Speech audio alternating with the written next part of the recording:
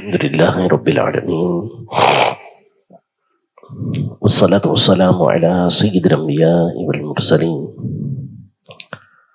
أما بعد فأعوذ بالله من الشيطان الرجيم بسم الله الرحمن الرحيم الصلاة والسلام عليك يا رسول الله وعلى آلك وأصحابك يا حبيب الله۔ قرآن مجید فرقان حمید میں اللہ جل شانہ ارشاد فرماتا ہے وَفِي قَصَصِهِمْ عِبْرَةٌ لِأُولِي الْأَلْبَابِ کہ ان لوگوں کے واقعات میں، قصوں میں عقل مندوں کے لیے نشانیاں موجود ہیں۔ یعنی قرآن پاک کے اندر جو مختلف انبیاء کرام علیہم السلام کے، مختلف قوموں کے، مختلف افراد کے جو واقعات بیان ہوئے ہیں، قصے بیان ہوئے ہیں، یہ صرف قصے کے طور پر، واقعے کے طور پر نہیں ہیں، کیونکہ قرآن قصے اور کہانیوں کی کتاب نہیں بلکہ یہ نصیحت کی کتاب ہے، یہ ہدایت کی کتاب ہے۔ تو اس لیے واقعات جو نقل کیے گئے ہیں ان کا جو اصل مقصد ہے وہ عقل والوں کے لیے اس میں نصیحت کو حاصل کرنا ہے۔ اسی طرح احادیث طیبہ میں واقعات ذکر کیے گئے ہیں، اور یوں ہی اسلاف نے اصلاح کے لیے، سمجھانے کے لیے بہت سارے واقعات جو حقیقت اور سچائی پر مبنی ہوتے ہیں ان کو ذکر کیے ہیں، اور کچھ واقعات وہ ذکر کیے ہیں جس کے ذریعے سے لوگوں کی اصلاح کی جائے اگرچہ کہ وہ حقیقت پر نہ ہو۔ انہی میں سے ایک واقعہ بعض کتابوں کے اندر یہ نقل کیا گیا ہے، اگرچہ کہ حقیقت سے اس کا تعلق نہیں ہے اور ہو بھی نہیں سکتا، لیکن سمجھانے کے لیے یہ بڑا عبرت والا واقعہ ہے کہ ایک شہر کا یہ معمول تھا کہ سال کی ابتدا میں شہر والے اپنے شہر کے دروازے کے باہر آتے، اور جو شخص بھی سب سے پہلے شہر کے دروازے سے اندر داخل ہوتا اس کو اٹھا کر اپنے بادشاہ کی جگہ پر بٹھا دیتے اور اپنے شہر کا بادشاہ مقرر کر دیتے۔ سال جب پورا ہو جاتا تو اس کو اٹھا کر رسیوں سے باندھ دیتے اور جنگل کے اندر ڈال دیتے، جہاں پر وہ بے بسی کی موت مر جاتا، اور یہ اپنے معمول کے مطابق پھر کسی نئے شخص کو اپنے شہر کا بادشاہ مقرر کر دیتے، حاکم مقرر کر دیتے۔ ایک عرصے تک یہ سلسلہ چلتا رہا۔ جس کو بادشاہ بناتے وہ سارے سال عیش و عشرت کی زندگی گزارتا، خوب جو ہے وہ مزے لیتا، زندگی کے لطف اٹھاتا۔ اسی طرح سلسلہ چلتا رہا تو ایک مرتبہ ایک شخص شہر کے اول دن، پہلے دن شہر میں داخل ہوا، سال کے پہلے دن میں، تو اس کو اٹھا کر انہوں نے بادشاہ بنا دیا۔ ظاہر ہے کہ ہر ایک عقل مند شخص جو ہوگا، عقل والا جو شخص ہوگا، وہ یہی سوچے گا کہ میں ہوں کیا کہ اس طرح مجھے ایک اختیار دے دیا گیا، میرے ہاتھ میں یہ مال و دولت دے دی گئی، قوت دے دی گئی، اور مجھے سلطنت دے دی گئی۔ تو جو عقل والا ہوگا وہ سوچے گا کہ ظاہر ہے کہ ایک طریقہ کار ہوتا ہے، یا تو کوئی میرے اندر صلاحیت ہوتی، میں نے ان کے شہر کی فلاح و بہبود کے لیے کوئی کام کیا ہوا ہوتا، یا میں کوئی ان کے بادشاہ کا بیٹا ہوتا تو اٹھا کے مجھے یہ اپنا بادشاہ بناتے، اس طریقے سے مجھے اپنا حاکم بنا دیا، بادشاہ بنا دیا۔ تو بیٹھ تو گیا وہ تخت پر، لیکن اس نے پھر اپنے جو قریبی لوگ تھے، جو اس کے وزیر مقرر ہوئے، اس نے پوچھا کہ کیا معاملہ ہے؟ تو اس کو اس کے ساتھیوں نے، وزراء نے بتایا کہ یہ ہمارے شہر کا معمول ہے، طریقہ کار ہے کہ ہم سال کے پہلے دن جاتے ہیں، جو شخص بھی شہر کے دروازے کے اندر داخل ہوتا ہے اس کو اپنا بادشاہ بنا دیتے ہیں، اور سال پورا ہونے پر ہم اس کو اپنے تخت سے اتار کر جنگل میں رسیوں سے باندھ کے ڈال دیتے ہیں، جہاں پہ درندے وغیرہ اس کو کھا جاتے ہیں، بے بسی کی موت مر جاتا ہے۔ اب وہ سمجھدار شخص تھا، اس نے کہا کہ اس کا مطلب ہے میرے ساتھ بھی یہی ہوگا، یہ جتنا عیش و عشرت ہے یہ سال بھر کا ہے، سال کے بعد کچھ بھی میرے پاس نہیں رہے گا اور اس بے بسی میں مر جاؤں گا۔ تو اس نے عقل مندی کا مظاہرہ کیا۔ یہ شخص دن میں تو ان کے اوپر حکمرانی کرتا، رات میں اس نے یہ کام شروع کیا کہ اس نے اپنے علاقے کے، اپنے شہر کے لوگوں کو بلوایا اور اس شہر کے قریب اس نے ایک نیا شہر آباد کرنا شروع کیا۔ مال و دولت اس کے پاس خوب تھا کیونکہ وہ حکمران بنا ہوا تھا، بادشاہ بنا ہوا تھا، تو اس نے ایک پورا شہر پورے سال کے اندر محنت کے ساتھ تعمیر کروایا، پورا شہر تعمیر ہو گیا، گھر اس کے اندر تعمیر ہو گئے، پیسوں کی کوئی کمی تھی نہیں، ساری سہولیات وہاں پر مہیا ہو گئیں، مال و اسباب کے ڈھیر اس نے وہاں پہ لگا دیے، سونے چاندی کے خزانے وہاں بھر دیے۔ اب جب سال ختم ہونے لگا تو اس نے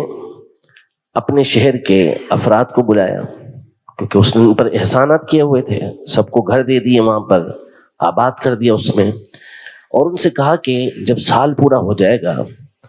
تو فلاں جنگل کے اندر تم لوگ آنا، وہاں پر میں رسیوں سے بندھا ہوا ہوں گا،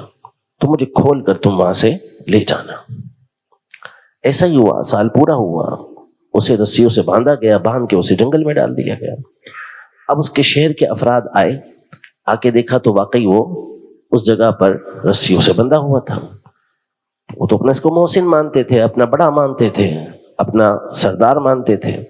فوراً اس کو رسیوں سے کھولا اور اس کے نئے تعمیر کیے ہوئے شہر کے اندر اسے لے گئے۔ اب وہاں اس نے عیش و عشرت کی، ایک طویل زندگی گزاری اور آسانیوں کے اندر رہا وہ۔ یہ واقعہ من گھڑت ہے اور بظاہر اس کا حقیقت سے کوئی تعلق نہیں ہے، لیکن انسان کو سمجھانے کے لیے اس کے اندر بڑی عبرت موجود ہے کہ انسان کی زندگی کا معاملہ بھی یہی ہے۔ اللہ جل شانہ نے اسے ایک مدت تک کے لیے، اس کو ایک سال کی مدت ملی تھی جو اسے معلوم تھی، لیکن ہماری مدت ہمیں معلوم نہیں، لیکن یہ طے شدہ امر ہے کہ اذا جاء اجلھا، کہ جب اللہ تبارک و تعالیٰ کی طرف سے کسی جان کی موت آ جاتی ہے، لا یؤخر اللہ نفسا اذا جاء اجلھا، جب کسی جان کی، کسی شخص کی موت کا وقت آ جاتا ہے تو اب اس کی موت کا وقت ایک لمحہ بھی آگے نہیں بڑھتا، اسی وقت اس نے دنیا سے جانا ہوتا ہے۔ تو ایک مخصوص مدت تک اللہ پاک نے ہمیں بھی موقع دیا ہوا ہے، قوت دی ہے، زندگی دی ہے، جسم دیا ہے، اسباب دیے ہیں، سمجھ دی ہے، اور ساتھ ہی ساتھ رہنمائی کے سامان بھی ہمارے لیے کر دیے ہیں، بتا دیا انبیاء کے ذریعے، قرآن کے ذریعے، علماء کے ذریعے کہ کس طریقے سے اس زندگی کو اس انداز میں گزارا جا سکتا ہے جس سے آنے والی زندگی بہتر ہو سکے، قبر کی زندگی بہتر ہو سکے، آخرت کی زندگی بہتر ہو سکے۔ ہر چیز ہمارے سامنے بالکل دو ٹوک اور صاف الفاظ میں اللہ پاک نے بیان فرما دی ہے، کوئی اس کے اندر چھپی ہوئی بات نہیں ہے۔ تو اب اگر ہم پہلے والے بادشاہوں کی طرح، پہلے والے حاکموں کی طرح ایک سال تک خوب عیش و عشرت کریں، اللہ کی نافرمانی کے اندر وقت گزاریں اور اپنے نفس کی خواہشات کے پیچھے چلیں، نماز کا وقت آئے تو دل نہ کرے تو نماز نہ پڑھیں، وضو نہ ہو تو ہم نہ کریں، اور اللہ کی نافرمانی والے کام کرنے کا دل کرے، بے پردہ عورتوں کو دیکھنے کا دل کرے، میوزک سننے کا دل کرے، لوگوں کو تنگ کرنے کا دل کرے، ہم کرتے رہیں اگر ہمیں اختیار حاصل ہے۔ لیکن کب تک؟ جب موت آ جائے گی تو اس کے بعد اسی طرح جسے دیگر حاکموں کو باندھ کر وہ جنگل میں ڈالتے تھے، یوں ہی جب موت آئے گی تو اس کے بعد ہمارے پاس کچھ اختیار نہیں رہے گا۔ اب ہم ایک مرتبہ سبحان اللہ کہنا چاہیں گے تو نہیں کہہ سکیں گے۔ آج ایک مرتبہ سبحان اللہ کہیں تو جنت میں ہمارے لیے درخت لگ جاتا ہے، الحمدللہ کہیں تو جنت میں درخت لگ جاتا ہے۔ معمولی معمولی سے کلمات کے ذریعے، چھوٹے چھوٹے سے مختصر کلمات کے ذریعے اللہ پاک بے شمار ہمیں ثواب عطا فرماتا ہے، لیکن ابھی ہم ان چیزوں کی طرف متوجہ نہیں۔ وہ وقت آئے گا کہ ہم چاہیں گے کہ ایک مرتبہ اللہ کی تسبیح بیان کر سکیں، لیکن اب ہمارے پاس قدرت باقی نہیں رہے گی۔ وہی غفلت کی وجہ سے ہمارے ساتھ یہ معاملات چل رہے ہوتے ہیں۔ تو انسان کی اسی زندگی کے لیے اللہ پاک نے قرآن پاک میں ایک نہیں 20 مقامات پر اس بات پہ خاص طور پہ تنبیہ فرمائی ہے کہ الذی خلق الموت والحیات لیبلوکم ایکم احسن عملا، کہ اللہ وہ ہے کہ جس نے موت اور زندگی کو اس لیے پیدا کیا تاکہ آزمائے تمہیں کہ تم میں سے کون اچھے عمل کرنے والا ہے، تمہارا امتحان لے کہ تم میں سے کون اچھے عمل کرنے والا ہے۔ فرمایا وما خلقت الجن والانس الا لیعبدون، ہم نے انسان اور جنات کو پیدا ہی اس لیے کیا کہ ہماری فرما برداری کریں، ہماری اطاعت کریں۔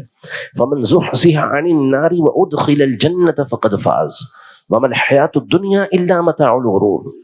ارشاد فرمایا کہ کامیاب شخص وہ ہے کہ جس کو جہنم سے بچا کر جنت کے اندر داخل کر دیا گیا۔ یہ دنیا کا سامان تو دھوکے کا سامان ہے، دنیاوی زندگی تو دھوکے کا سامان ہے۔ دنیا میں اگر کامیاب ہو بھی گئے، بہت زیادہ کامیاب ہو گئے، بہت زیادہ بینک بیلنس بنا لیا، اپنی بلڈنگوں پہ بلڈنگیں کھڑی کر لی، امپائر کھڑے کر لیے اپنے بزنس کے، کہاں سے کہاں آپ کی شہرت پہنچ گئی۔ فرمایا دنیا کی زندگی متاع الغرور، دھوکے کا سامان ہے، دھوکہ ہی دھوکہ ہے۔ اصل کامیابی فرمایا فمن زحزح عن النار وادخل الجنة فقد فاز، کہ جس کو جہنم سے بچا کر جنت کے اندر داخل کر دیا گیا وہ شخص کامیاب ہوا ہے۔ تو یہ تنبیہ اللہ پاک نے قرآن پاک میں ایک مقام پر نہیں، آپ جس سورت کو پڑھتے چلے جائیں، جس مقام کو، جس سپارے کو پڑھتے چلے جائیں، اللہ پاک نے جگہ جگہ اس بات کی طرف ہمیں تنبیہ کی ہے کہ یہ دنیا کی زندگی صرف تمہارے امتحان کے لیے ہے۔ فرمایا کہ ہر چیز کی محبت تمہارے دل کے اندر ڈالی گئی۔ زُيِّنَ لِلنَّاسِ حُبُّ الشَّهَوَاتِ، یہ جو خواہشات ہیں طرح طرح کی، عورتوں کی طرف خواہشات، بچوں کی طرف خواہشات، سونے چاندی کی طرف خواہشات، سواریوں کی طرف خواہشات، یہ انسان کے دل کے اندر رکھی گئی ہے۔ لیکن فرمایا کہ وما انبئکم، کیا میں تم اس سے بہتر چیز کی طرف تنبیہ نہ کروں؟ بہتر چیز کیا ہے؟ فرمایا کہ وہ اللہ کے پاس موجود جو ثواب ہے وہ سب سے بہتر ہے، یعنی آخرت سب سے بہتر ہے۔ تو اب خواہشات بہت ہوتی ہیں، دل بہت سارے گناہ کرنے کا کرتا ہے، لیکن ایک وقت کے لیے یہ چیزیں ہوتی ہیں، اس کے بعد بندہ پھر بے اختیار ہو جاتا ہے، اور پھر اس کے بعد اس کے پاس کوئی بھی چارہ نہیں رہے گا۔ تو ہونا یہ چاہیے کہ ہر وقت بندہ اللہ تبارک و تعالیٰ کی اطاعت و فرما برداری کے اندر رہے، جو کام کرے، کاروبار کرے یا سوئے، گھر پر ہو یا باہر ہو، کھانا کھا رہا ہو یا وہ پڑھ رہا ہو، جو کام کر رہا ہو، ہر کام اللہ تبارک و تعالیٰ کی اطاعت و فرما برداری کے مطابق کرے گا۔ اس کی زندگی کا مقصد اصل یہی ہے۔